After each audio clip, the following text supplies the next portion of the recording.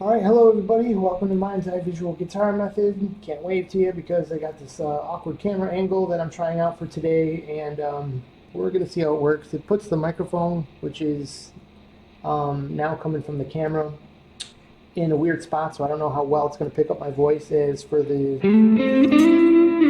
hopefully the sound of the guitar is level with my voice, but I won't know until I'm done recording, so that's that. Aside from that, what we also got here is a lesson on triads.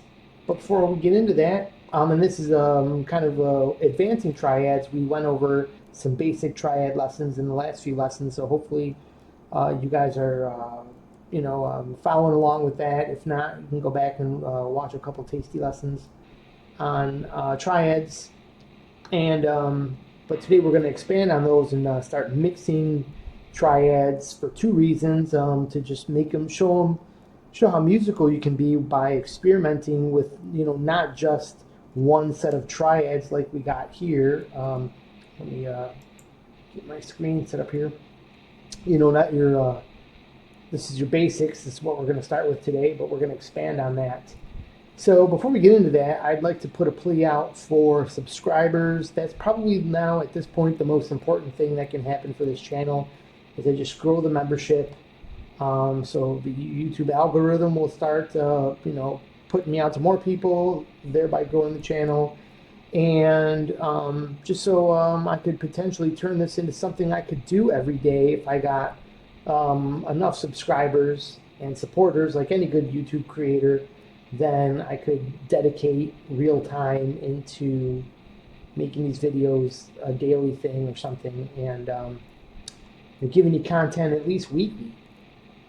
As it is now, I started a job with as a UPS personal vehicle driver for delivering all the holiday overflow, which is awesome for getting paid to get a great workout, but very strenuous and not leaving me with a lot of energy. But today is Sunday and I had a day off, and we could do this lesson. So anyways, subscribe, tell your friends about subscribing. It'd be the best thing that could happen if I got subscribers and supporters. Maybe someday this could become a gig for me to do this, with some real dedication. Okay, so that being said, let's get on to the lesson today. As we all know, like, this is our E, A, D, G, D, and last but not least, the high E. Okay, so of course, now that I started the lesson, I have to sneeze.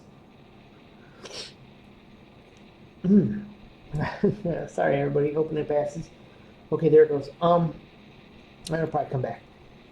So here we are with a triad example of what we went over yesterday, or not yesterday, but our other videos, where we have basically we're starting our thought processes with this middle triad here. We're showing a set of D triads that will go up the fretboard. Here we have an octave. We're basically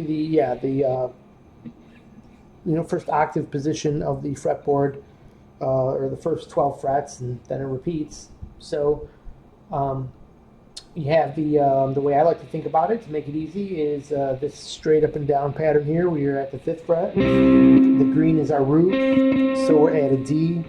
Oh, sorry, this is the 7th fret. Get the camera angle here. And that's our root, which is also down here on the A string 5th fret, so that's a D, and these are D triads thereby. Here's this one. Okay, let's totally screwed that up. Here we are on the, because the pinky can go to that note and inform you that that's okay. Like the power chord, putting your index on that same note to kind of visualize for those really brand new at this, not realizing where all the larger shapes that these triads come from. And then of course this one up here,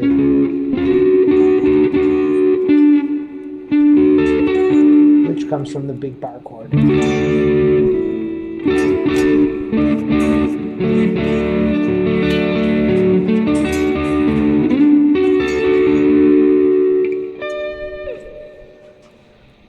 So, that being said, what can you do with these triads now? I mean, that's pretty musical, but um, this kind of comes out of a thought process of like triad pairs where you can like use a root and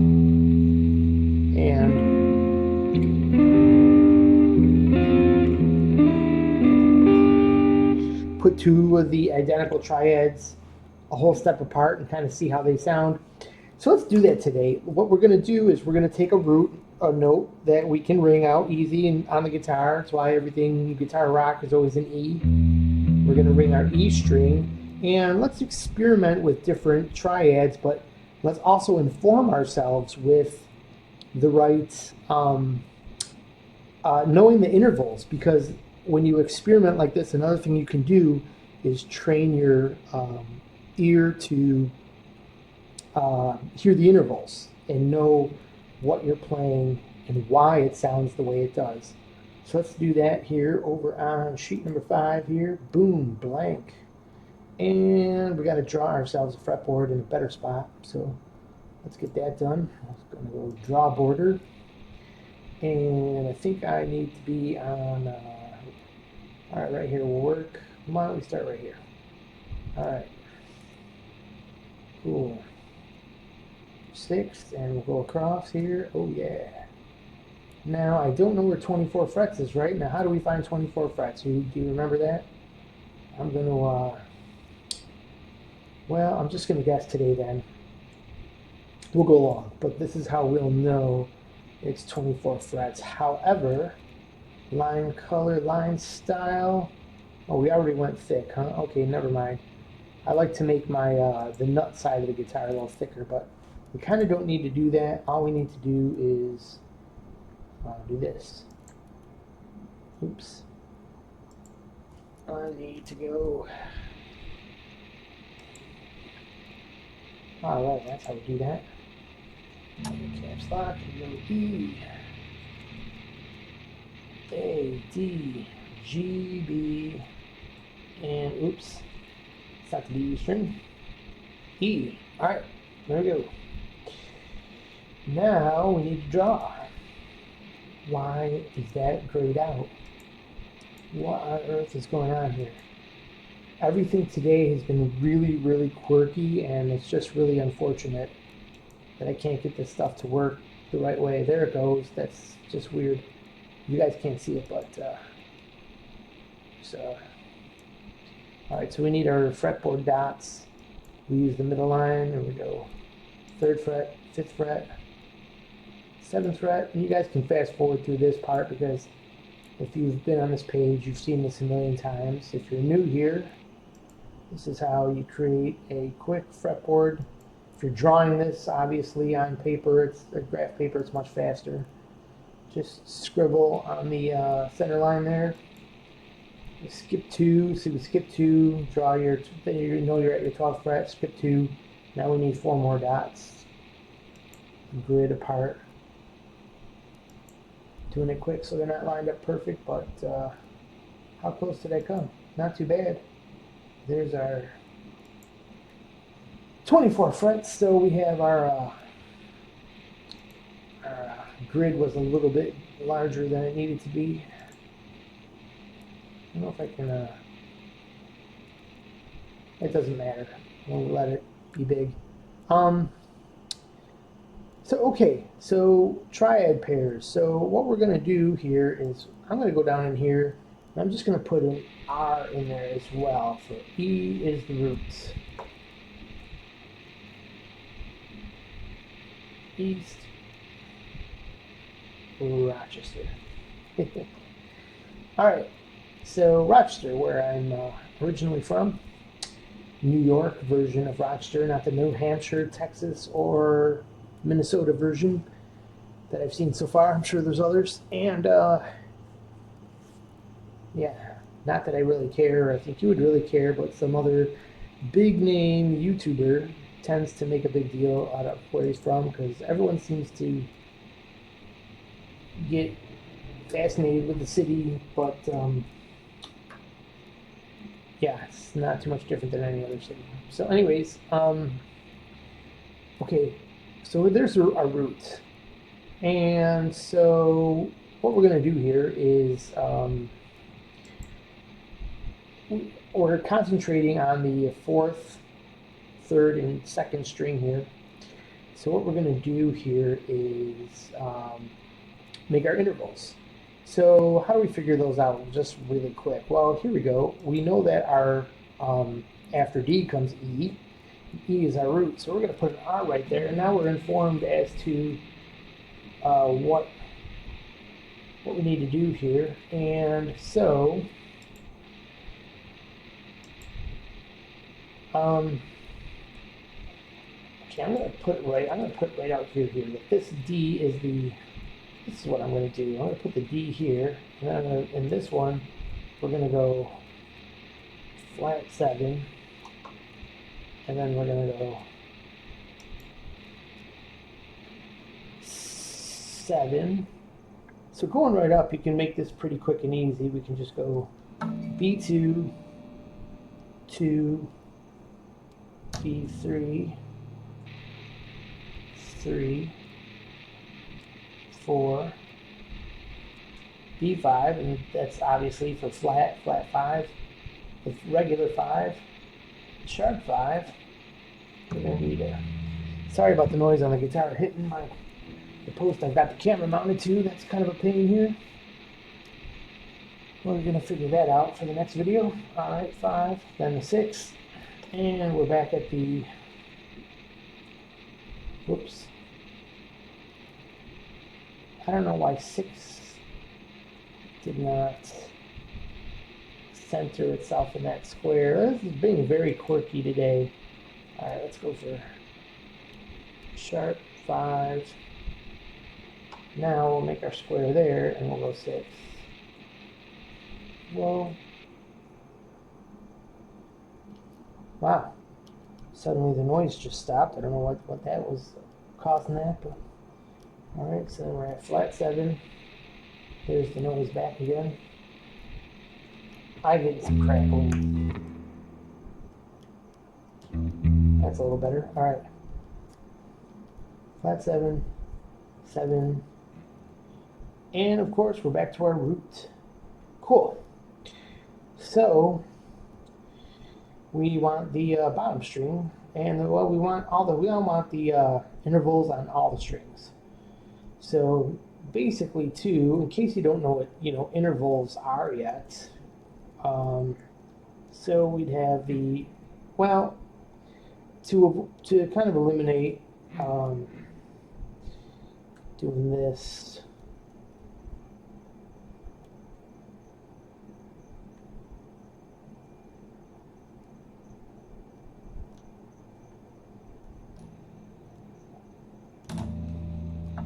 So this really sucks.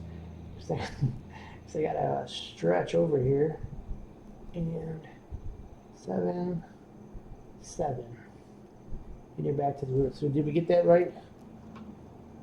We got our root, our flat 2s, our flat 3s, 2 and 2, flat 3, 3rd, 4th, flat 5th, our triad of 5s, the flat 5, the 5, and the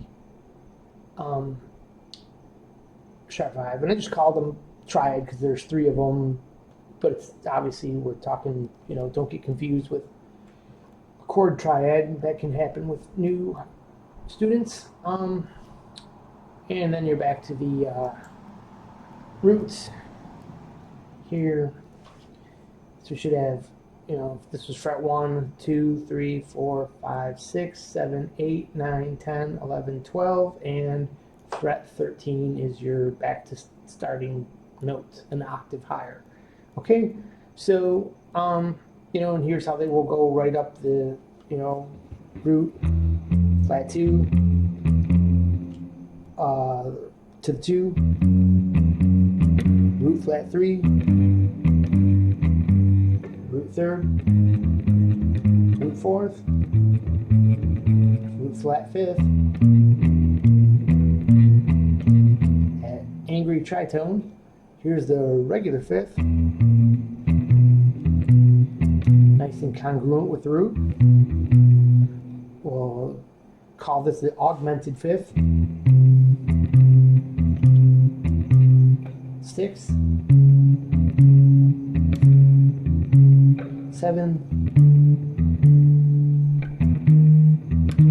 Well, that was a flat 7. I meant regular 7.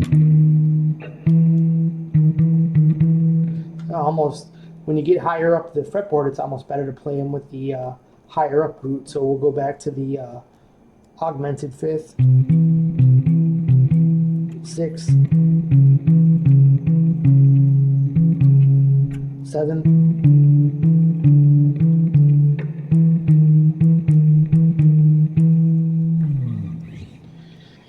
And they sound also have unique sounds when you play them as chords. So for example, root, all right, major 3rd and 5th, root minor 3rd and 5th. Together.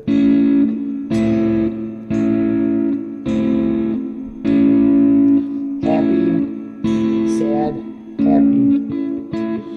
You can consider the root and the 5th stable tones. But let's say you know all that.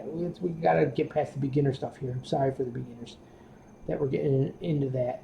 Okay, so we want to get the rest of these intervals filled out. That's what we should. So what's a G to an E? So E, F, G. G is the 3rd. So this would be the minor 3rd, major 3rd. So why don't we do this with these? We're just gonna go, oops, we gotta go flat 3rd, because above a flat 7, G, this would be a B, and we can keep that E as it is.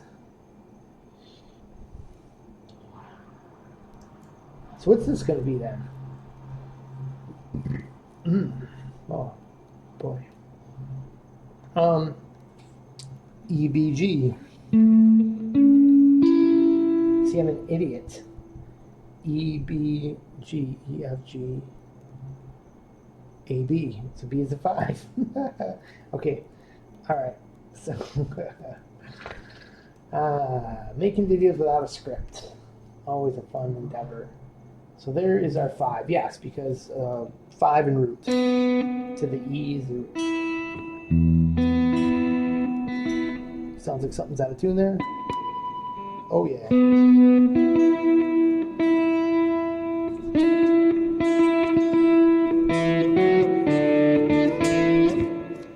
Sounds better. All right, so let's rock up the scale there. So we know this one easy. Get ready to move my cursor and try not to hit the chair. Put my arm over the fretboard. And we got it like this. Boom. Sharp. 5, 6. B7, 7. Roots. That should be the 5th fret. Yep, sure is. And then we're going to go to, of course, then we have we're going to say B2, but you know I need flat 2, then a 2, then a flat 3, then a 3, then a 4, then a flat 5, then a 5, then a sharp 5. Takes me a little second to catch that. And then the 6, 7, next 7, next roots. Okay. And then we'll fill out this middle string here. Easier to just go from the start here. So I've got the Tululu, the 3rd, the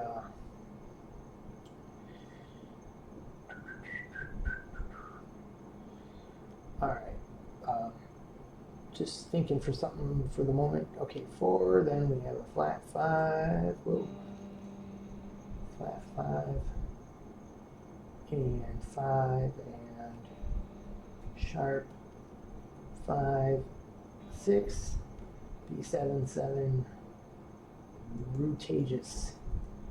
All right, so that means that we should be able to find a root 3, 5. Yes, right there.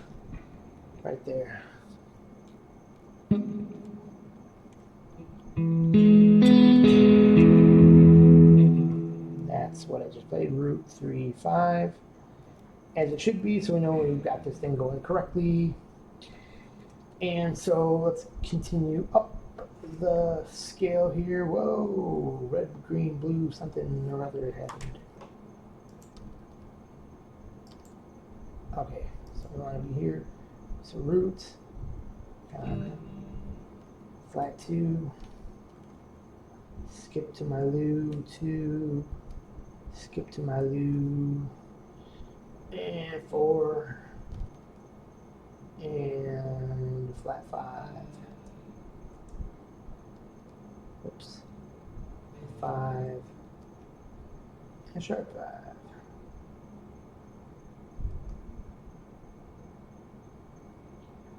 Just want to be sure that that is correct. Yeah.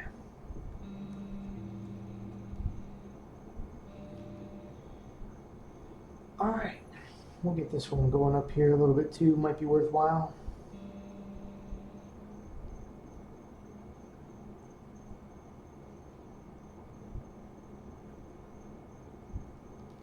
Okay.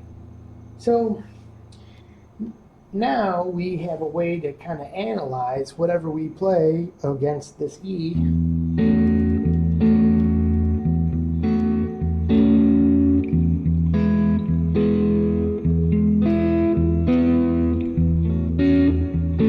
Now, this grip here is a shape I haven't showed you yet, and this comes from this is like a minor triad shape. Right here, it's almost like the D shape, you know, down here, the open D, but it's a backwards version of it. It's like, imagine it, instead of the triangle pointing forward, the triangle's pointing backwards. So in other words, right here, up on the, I'll play it up there too, but up here on the 7th fret, I've got 7 on the 4th string, 6 on the 3rd string, 7 on the 2nd string. So what is that? Let's look here. 3, 5, 7. I'm playing a 4, a 6, and a 2.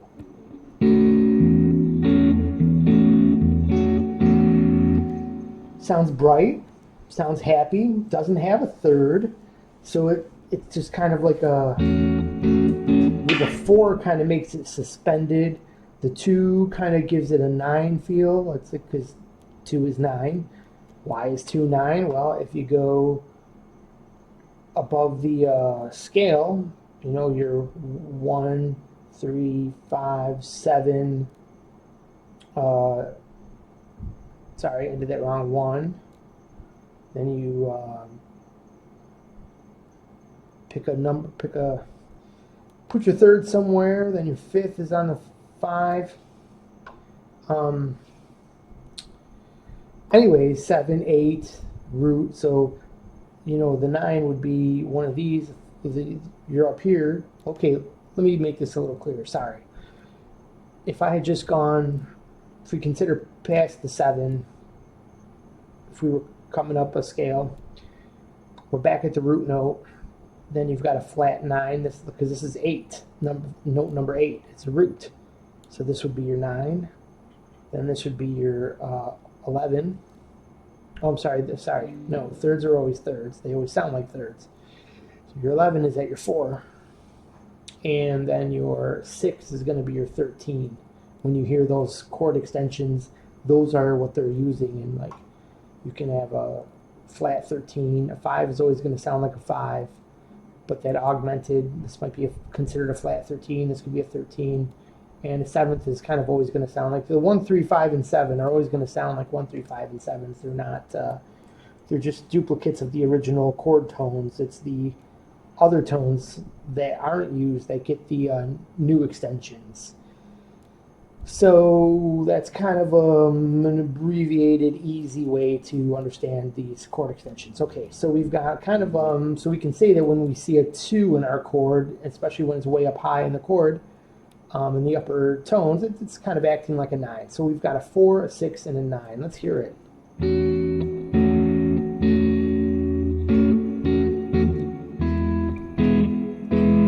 Now this other chord I'm playing sounds very restful next to that chord.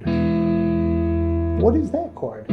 Well, we're at the 6th fret once again on the 4th string. We're at the 4th fret on the 3rd string,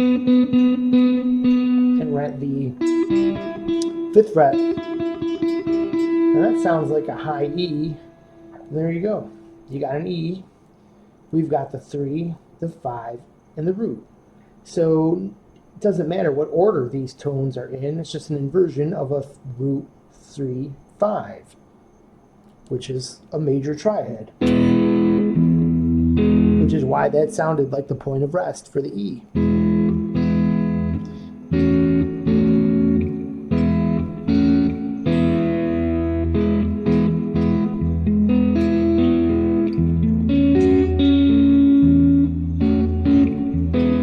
If you think that sounds good, we've got a lot more to cover. So let's check out some other. What if we, and I'll show you what I was experimenting with the other day. So I slid this reverse D, we called it, the minor. And where does that come from? Why do I mean it's minor? Well, if you put the root up here, or let's say we put the root up here on E, and I played it down here, that's a E minor chord.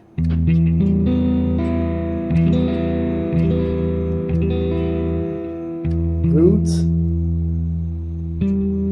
minor 3rd, 5th, and root.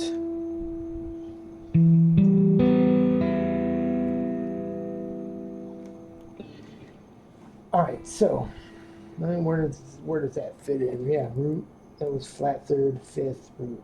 Okay. Anyways, but we're playing the 3, the 5, the root, and we were also playing before that the 4, the 6, and the 2. So 4 makes it kind of suspended. 6 and 2 are common to find together in chords. Like a 6/9 chord is what you'll hear that called a lot in jazz rooms, jazz circles, I guess I would say. Now here, let's play the 5, the 7, and the 3. So basically that same shape we played when we were playing the 4, the 6, and the 2, but we're going to bring it up to 5, 7, and 3. So let's do that right now, and I'm going to color those in. Now, for some reason, all my colors are, maybe that's because I don't have a square set up. Let's do that. Okay. So what am I going to play here? I'm going to play, what did I say, from the 4, 6, and 2, the 5, 7, and 3rd. So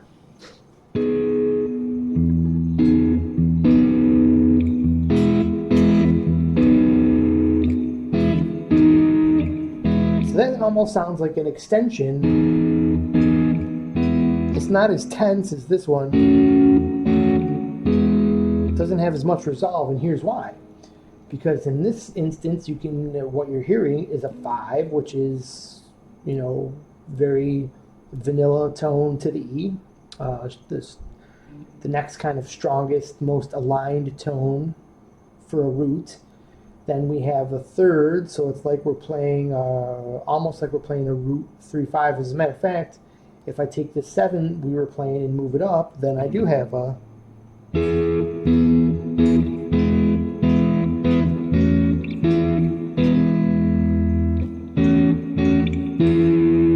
There's resolve again.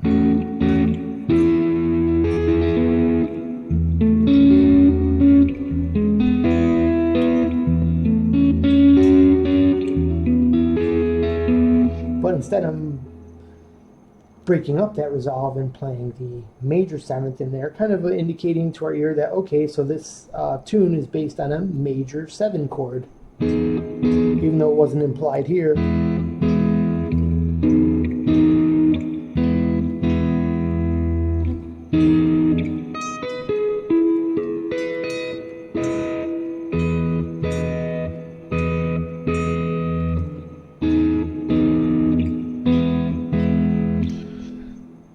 Musicality here. So anyways, I just added what I played up here was the triad up here along with this note here.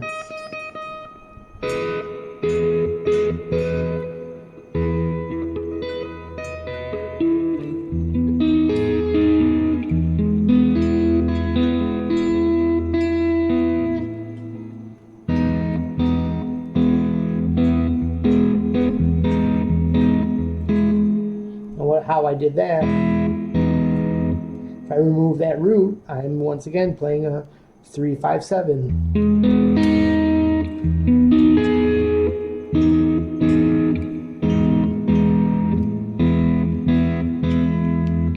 So you see what you can do with those. But that's not it. Now what if I take that one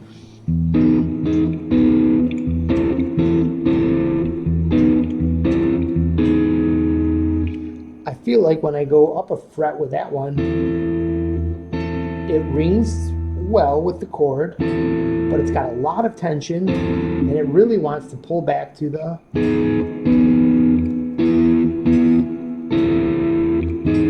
So why does that work as a super tense chord that wants to pull back to the other one? Well, for starters, it has a root in it, so that's good. That's what grounds it, gives it some stability with what we're playing, but we have a sharp fifth, so we're kind of augmented there, and we have a 4, so we're suspended as well. We're dealing with an 11th, so it's like an augmented 11th chord per se. Just kind of a way you can approach it. Is this the hard and fast theory? Could some jazz person argue this? Probably, but for all intents and purposes, this is a great way to conceptualize what you're doing. That's all you're really trying to do, is get an understanding of why this stuff sounds like it does. So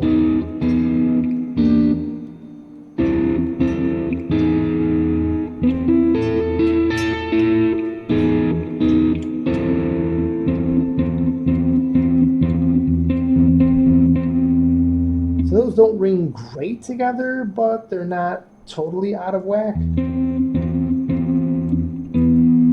It almost wants to, it's just a 1 up from the 5, so it wants to pull back to the 5. And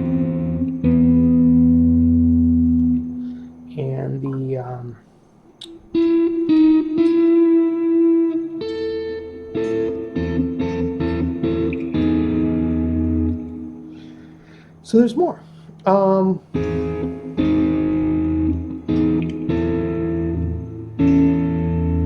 What if I take that chord, that tense chord we're playing, the sharp 5, root 4, and I bring the top note up a fret? Sounds a lot more comfortable, and we're back again to playing a 6, root 4. So another 11, 13, and the root. Both pleasing tones, both devoid of a third, and the 4th is making it sort of suspended sounding. So we have suspense, wants to go somewhere.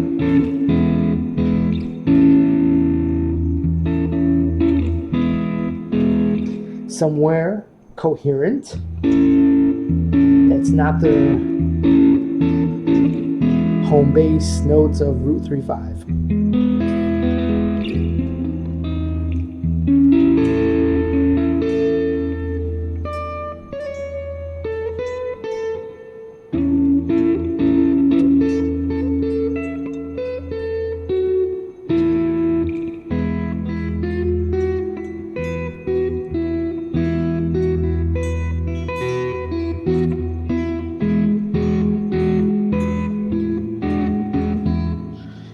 You can hear what you can play.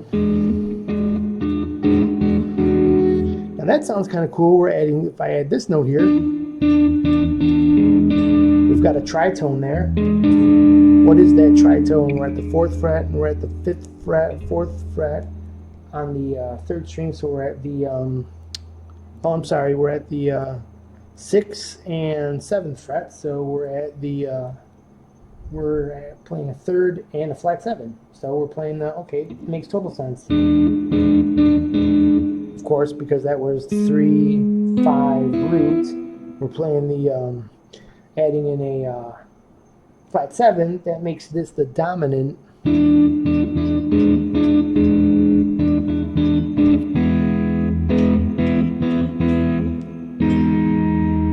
Now there's the regular 7, more comfortable, pleasing. kind of wants to go somewhere.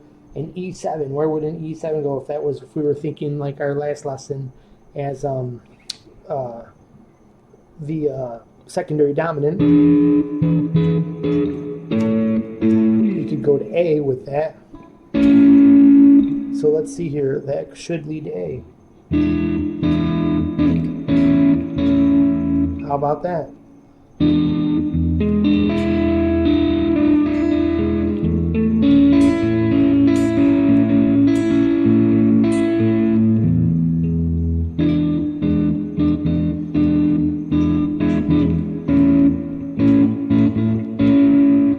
Okay, so that's a little bit beyond where I wanted to go. Let's go back to this chord right here. If you follow the plus sign on your screen, that is the, where did we go? We were at the 6th,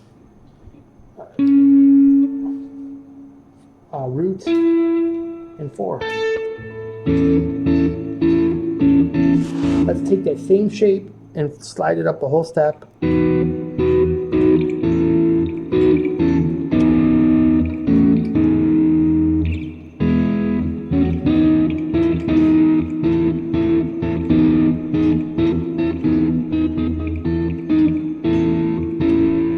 Okay, up a whole step.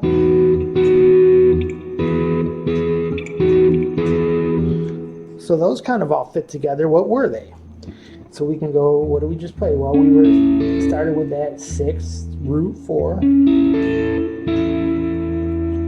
we're right here, root 4. So now we're going up to here. We played the 7, 2, and 5. So 7, comfortable with the, we're implying that this is another regular 7 chord, not a dominant 7th. And the 2 is the 9, so commonly known as a pretty tone for a chord, and the 5.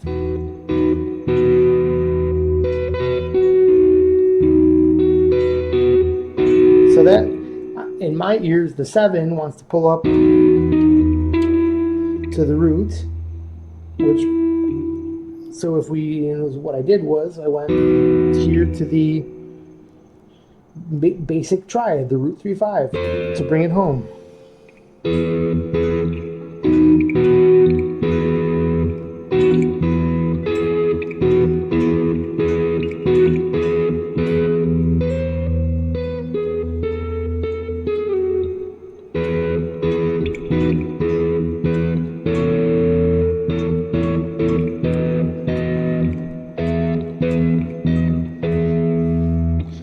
What did I do there? We went root 3/5, and then it kind of felt like it was pulling toward that 4, so I just played all the ones straight up and down. So root 4 6, or is that root 4 6 again? Then there's that 2 5 7 we've played in other root versions, which leads us to the back to the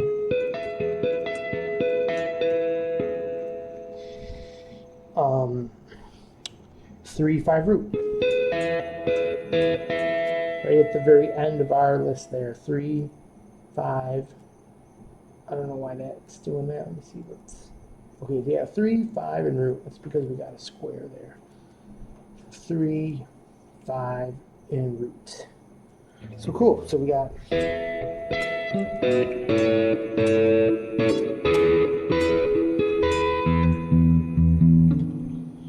What do we have here?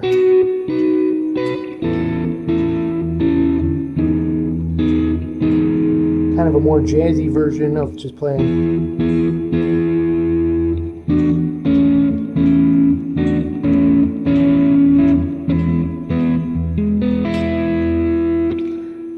So right here, I just played the last little bit I wanted to show you.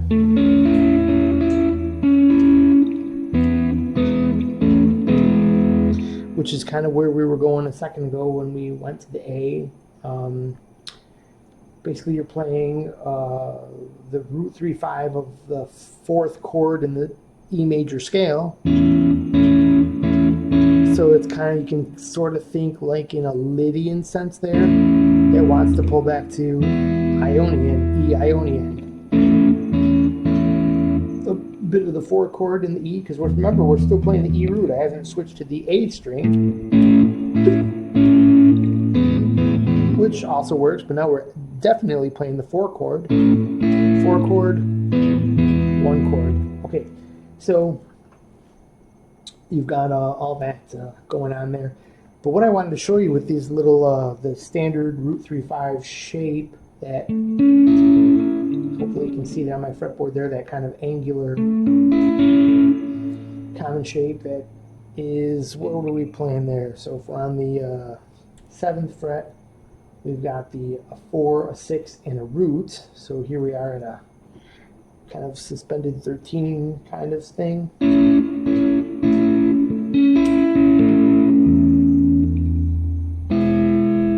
That's a 3/5 root.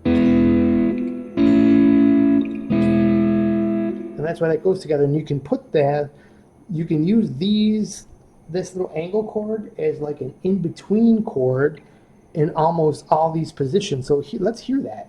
I'm going to start way up here where we were at the on the 9th fret here, and so 5, 7, 3. Where I'm going to play the 5, 7, 2. Then I'm going to play the 4, 6, 2. So you can see, like, if I'm playing 5, 7, 3, this chord here, I play 5, 7, 2. It's kind of like voice leading. I'm using the 5 and the 7, but I'm stepping down to the 2, and then I grab my other chord, which is the 4, the 6, and still the 2. So there's a commonality between all these 3 chords. So let's hear that. And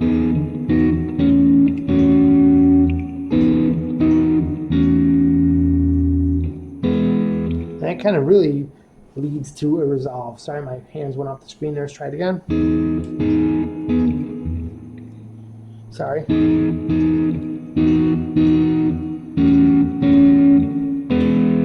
Let's add another one in. Let's go from here, in between here. Let's go here. Oops, sorry. Hear how great those sound? Nice little step. If you want to add just one more chord, one more set of color tones in your move, you can just experiment with these triads. And what did we do? We went from here we are on the 7th fret. So it was a 4, 6, 2. You see that right here. 4, 6, 2. Then we went 4, 6 roots to kind of bring it. You see, it sounds a little more grounded, but it's kind of home, but away from home. And then we went 3/5 root. Definitely back home, resting major chord. Farther, a little closer, and home. So let's hear them all together.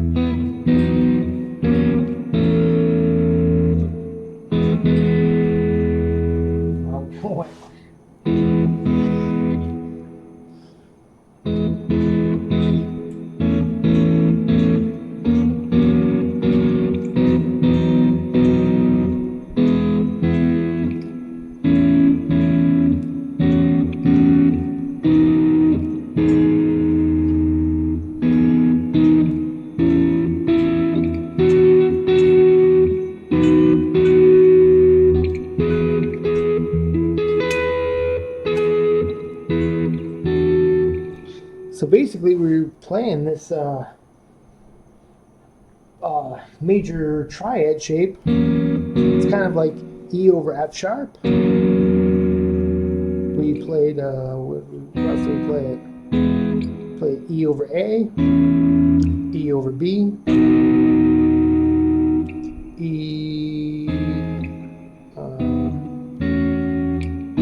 oh yeah, E over B,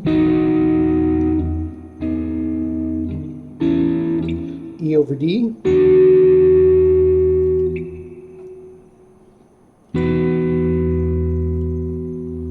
it's kind of like an E over, that's E over B again, and then E over, it's another way to think about these things. These are all over chords. E over, this is just E, right? But here, you can think of this. So it's an E over B, it's an E over A, E over F sharp, E over G. Sounds kind of minor. Let's see what.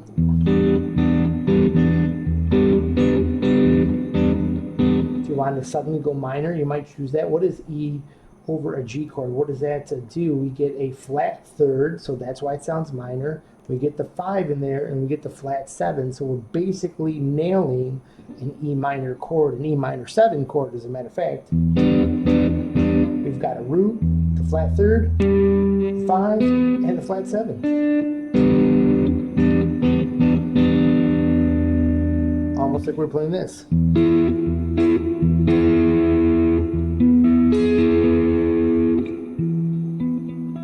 Oh, I'm sorry. I meant to play this.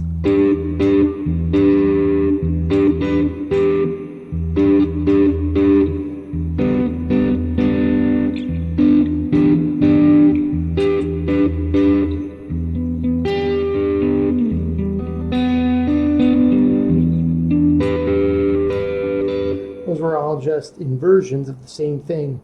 E minor, E minor, E minor 7. Well, they're all E minor 7. I meant to say that.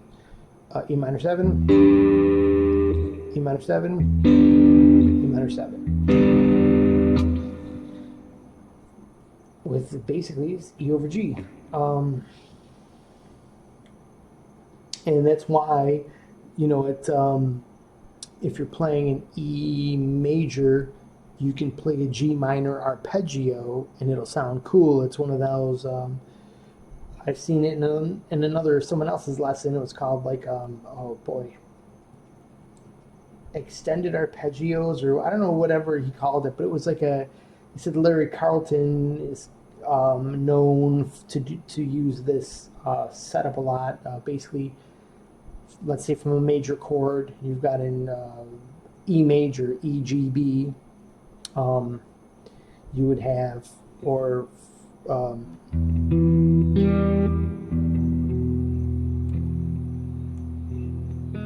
G sharp. I knew I was forgetting something, so E, B, G sharp. You could play an E major arpeggio, cool, but pretty vanilla flavored. You can play a B major, a B minor arpeggio, and a G major arpeggio. All will fit in there. However,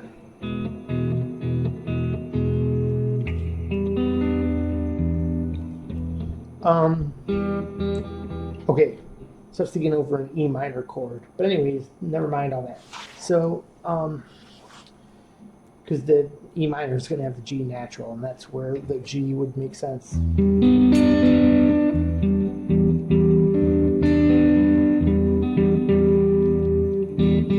Okay, and that kind of brings this lesson to a conclusion here. I wanted to kind of highlight some of these, but a lot of these chords overlap, so it wouldn't really make any sense. You just have to kind of look at these for yourself and just kind of just draw out, get yourself a setup like this so you can just hear for yourself, you know, what these intervals sound like, and what is a 6, a 2, and a flat 5 sound like. Okay, let's try it.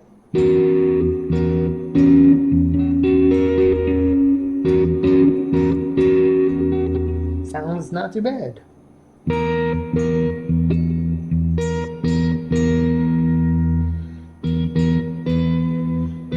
That sounds real real good.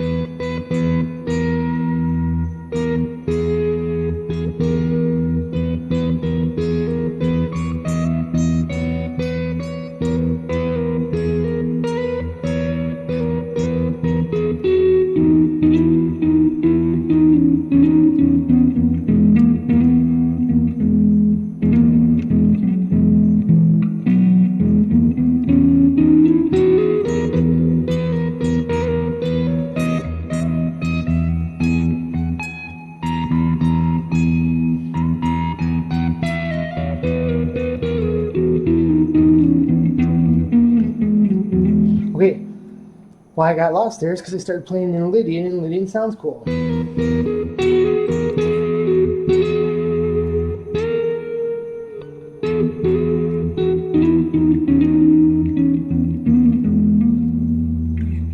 How did I know that was Lydian? Well, there's another whole lesson. You'll have to, it's definitely in my channel. So that being said, I think I'm going to wrap this lesson up, I guess, to keep it nice and short. That flat 5 is actually, you could also consider that a sharp 4, and a sharp 4 is what makes up Lydian.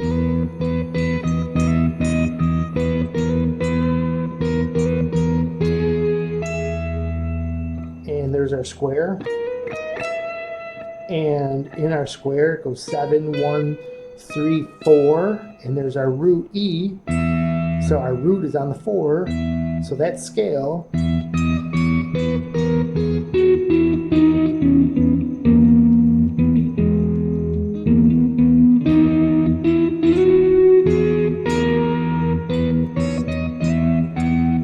Okay, that's Lydian because of all those reasons.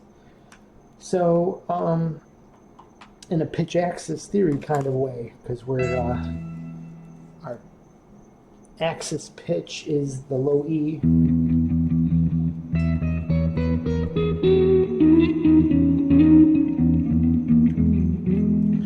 And if we change that up and put a different scale, then but we're still referencing that low E. That's what makes that the axis pitch. And Joe Satriani speak. Never mind me for those who just got lost, but those who know, just now it's kind of tough with these lessons because people who know what you're talking about, well, it's just redundant, but maybe it's helping a beginner reinforce what they know. But new people can tend to get lost pretty easy.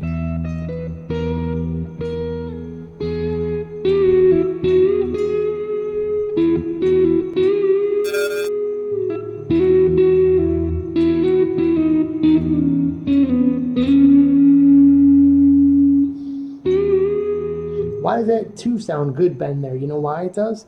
Because you're going past. It wants to bend to a hold step to a 3. But to do that, you got to go past the flat third. All acceptable notes, because the flat 3 kind of in this scale shape, it's working as the blue note.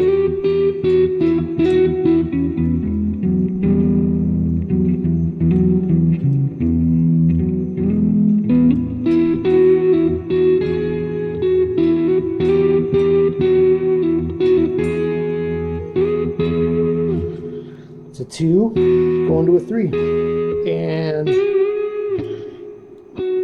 so just bending, of course, right past that, it's just going to sound good naturally. So you got a good bend note there, along with bending the 5. Let's try it.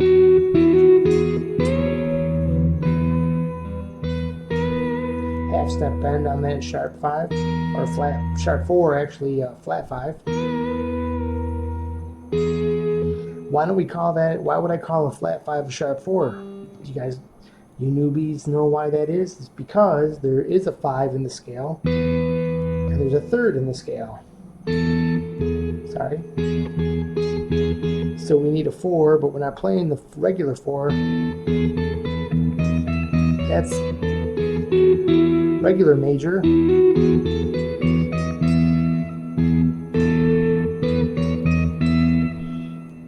So we're sharpening the 4 instead of, even though it's got a normal classification as a flat 5. So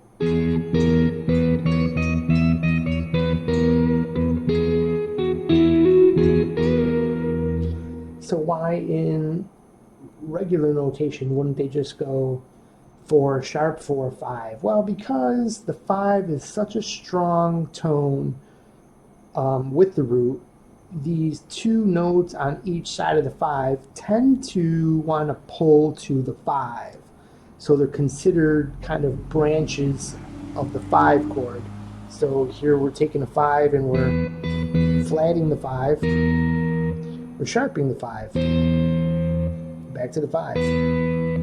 But if you're talking in terms of a scale where you need to make logical sense of 1, 2, 3, this is the 4, this is the 5, this is the 1, this is the 2, this is the 3, this is the 4, this is the 5, you would call that a sharp 4 because it's basically you've taken your 4 and you've moved it up into the flat 5.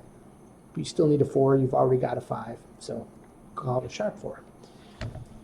Okay, so a little bit off topic there, but some explanations for new people trying to understand what this is all about and get a quick jump start on being an awesome player instead of just a kind of random noodler. And why do things sound the way they do, and how to manipulate good sounds using triads.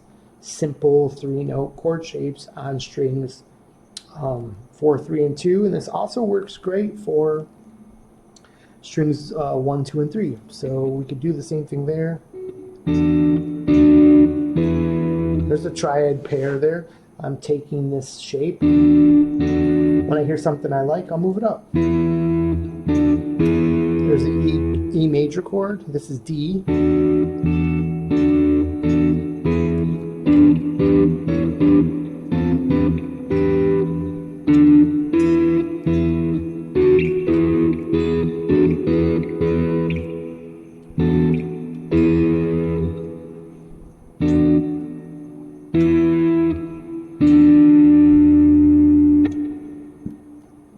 And yeah.